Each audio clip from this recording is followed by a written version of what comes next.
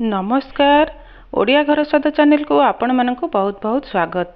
आज आम प्रस्तुत करवा लुणी पोड़पिठा। नॉर्मली आम रज पर्व समय रे गुड़ नड़िया पुर दे मिठा पोड़पिठा प्रस्तुत करते किंतु आम आज यही पोड़पिठा रे परिबा दे प्रस्तुत करवा।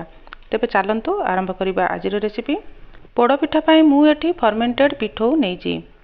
मेजरमेंट रे मु एठी 2 कप अरुआ चाउल सहित 1 कप बिरी डाली को पाखापाखि 5 ରୁ 6 घंटा पानी रे बतुरेकी रखी नहीं और चाउल बिरी भल भाव में बतुरी जावा परे यहाकु चिकन करी ग्राइंड कर नहीं पिठौ को ओवरनाइट फुलिबा पई रखी नहीं।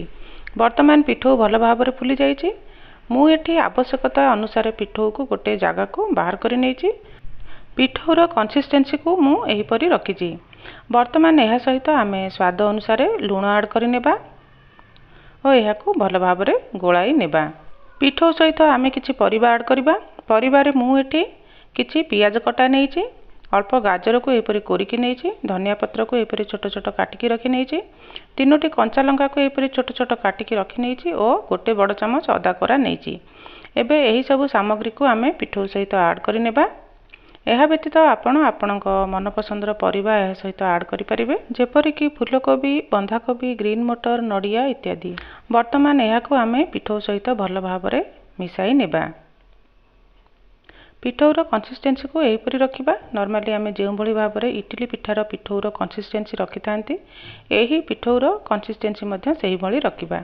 वर्तमान यह मु भल भाव में मिसाई नेली। एबे पिठौरे आम छुंक देबा। सेतिपाई मु गैस उपर गोटे कड़ाई को गरम होगा पाई रखी नहीं।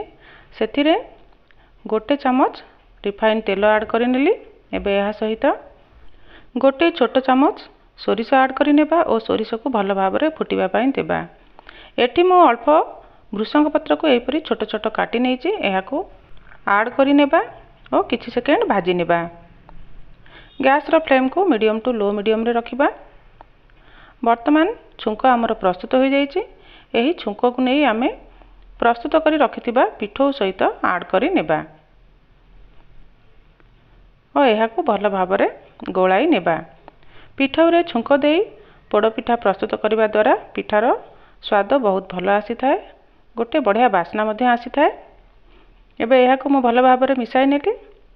वर्तमान सही सेम कड़ाई रे आम पिठा को पोड़ीबा। मु सेतिरे आउ किछि तेल ऐड कर नेली। एबे कड़ाई रे आम पिठौ को देदेबा। प्रस्तुत करिथिबा पिठौरु मु अधा पिठौ कड़ाई रे ओजाड़ी नेउछि, आउ अधा पिठौ को मु प्रेशर कुकर रे ओजाड़ी नेबी और प्रेशर कुकर रे पोड़पिठा प्रस्तुत करनेबी। वर्तमान मु कड़ाई रे 3-4 डंकी पिठौ ऐड कर नेली। एहा को लीड कवर कर नेबा। प्रथमे 1 मिनिट हाई हीट रे कुक करबा और 5-7 मिनिट लो हीट रे कुक करबा। पिठा तल आड़ू भल भाव में सीझी आसवा पर आम यहीपरि यह बुलाई नेबा और पुनर्बार लीड कवर कर नहीं आउ 5 मिनिट लो हीट रे कुक करबा। पाखापाखि 5 मिनिट लो हीट रे कुक करबा परे आपण माने देखि पारुथिबे पोड़पिठा दुई साइड रु भल भाव में पोड़ी हो जाइछि। गैस रो फ्लेम को ऑफ कर नेबा। बाकी थिबा पिठौ को मु यहीपरि प्रेशर कुकर रे ओजाड़ी नेइथिले। एहार हुइसिल को काढी नै प्रेशर कुकर को बंद कर नेबा और एहा को मध्य 10 मिनिट लो हीट रे कुक कर नेबा। वर्तमान पोड़पिठा बढ़िया भाव में प्रस्तुत हो जाइए। यह मु गोटे प्लेट को काढ़ी नहीं। यह एबे मु आपण मानकु काटिकी देखाई नेउची। एहीपरि भाव में परिबा दिया पोड़पिठा खाइबा को बहुत स्वादिया लगी थाए। आपण एहीपरि भाव में परिबा दिया लुणी पोड़पिठा घरे निश्चय प्रस्तुत करंतु और आपणकर अनुभूति कमेंट सेक्शन रे निश्चय शेयर करंतु। आउ जदि आपणको आजिर रेसिपीटी भल लगी थाए ताहले गोटे गोटे लाइक देबा को जमार भी भूलंतु नहीं।